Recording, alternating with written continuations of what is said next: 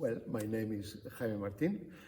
I am a conductor, and at the moment I am the chief conductor of the Melbourne Symphony Orchestra, a music director of the Los Angeles Chamber Orchestra, and also the chief conductor of the National Orchestra of Ireland. And this week, here I am with the BBC National Orchestra of Wales in a fantastic project, which part of this project is to record a new horn concerto and by Gavin, and I am so excited. I am very excited for two reasons. First, because this piece is amazing, and second, because we have an extraordinary soloist, and Ben is just a wonderful horn player. We've never met before. We knew of each other, but this is the first time we work together. And you know, a piece like this needs, first you need amazing music, but this is a fantastic instrument and a fantastic platform to display and to show what absolute virtuosic horn player can do. And I think this is a piece, I think it's one of the most interesting, if not one of the most interesting horn concertos written in the last 20 years at least. So I think this is a piece that I hope will be played many, many times. I think Ben will agree with me in that, and I think Ben has already a few projects of performing the piece. I mean, to perform a concerto like this, you need amazing qualities, you know. I mean, you need fantastic agility of sound, you need a fabulous stamina. And I think will be actually, for Ben, this is, as I said before, this is a platform to show all his talents. But actually, it's a kind of piece I can imagine students working on. And I really hope music colleges will choose a piece like this new horn concerto to encourage young horn players or students to work on new music in a way that actually helps them. And actually, the concerto, for instance, the last movement, is like a study on staccato. The slow movement is like a way to show how lyrical and beautiful a horn can sound. So I think, I'm sure it's a piece that teachers around the world could use to encourage students to learn new music. I love the recording process because I think recording process is luxury, because we can repeat things and we can, you know, we can experiment, and I think this is a good thing for a new piece, because each time we play it, we discover new things. The only problem a recording process has is that at some point you have to decide that this is good enough.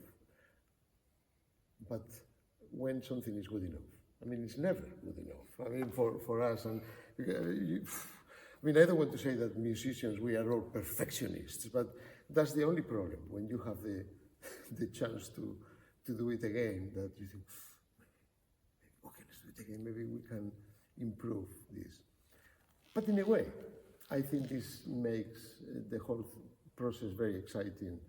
And I have to say that we had an amazing orchestra of, you know, the BBC National Orchestra of Wales is used to play new music, but it's not just that they are used to play new music, they really enjoy to be part of it. And like any musician, if they're in front of good music, they do it with pleasure.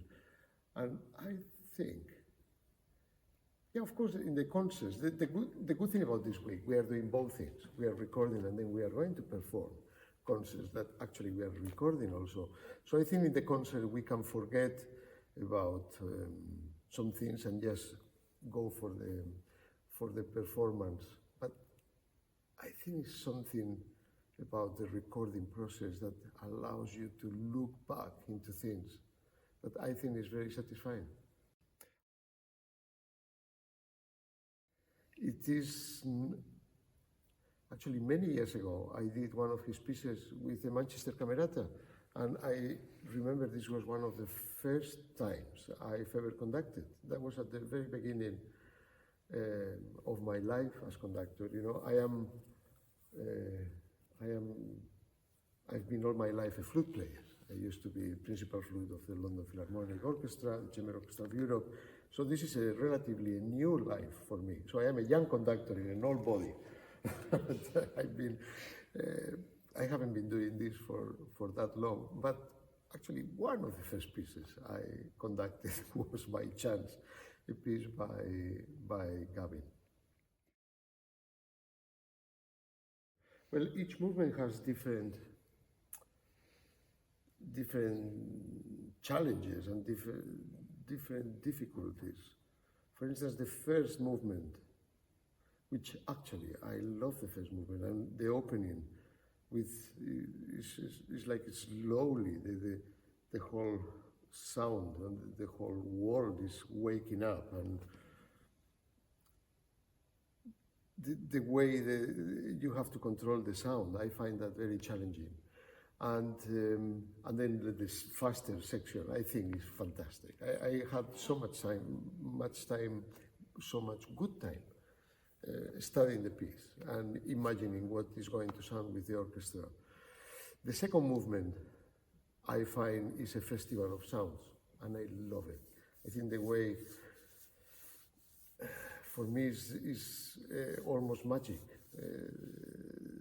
The sounds and the way Gavin gives these amazing, almost cosmic chords at the beginning with the violas, cellos, and double basses, and later on at the end of the movement, just the double basses and three voices, creating this amazingly kind of epic sound. I absolutely love that. But at the same time, you have all these descending lines with the strings and the piccolos. It's almost, it's almost also to me like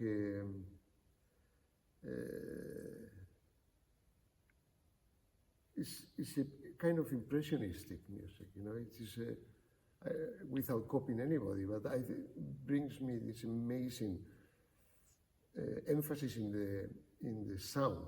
And I think that's what Gavin, maybe he disagrees with me in this, but I think he loves sound.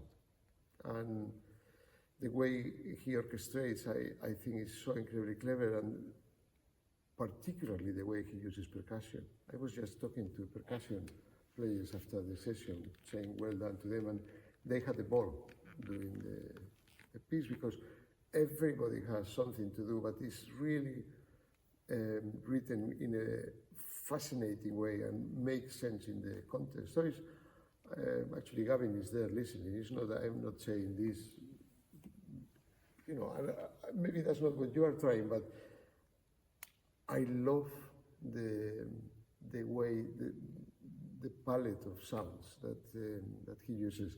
The last movement is a pure virtuosic exercise for the horn, a rhythmical and fun, a little bit wicked. You know, it's like a rhythm that every now and again misses a beat. So it's like you think you are walking, and then you keep unwalking yourself.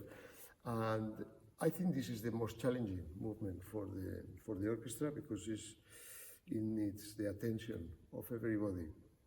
But what I really like about the piece, and actually I haven't discussed this with Gavin, but I really feel, I can feel the story.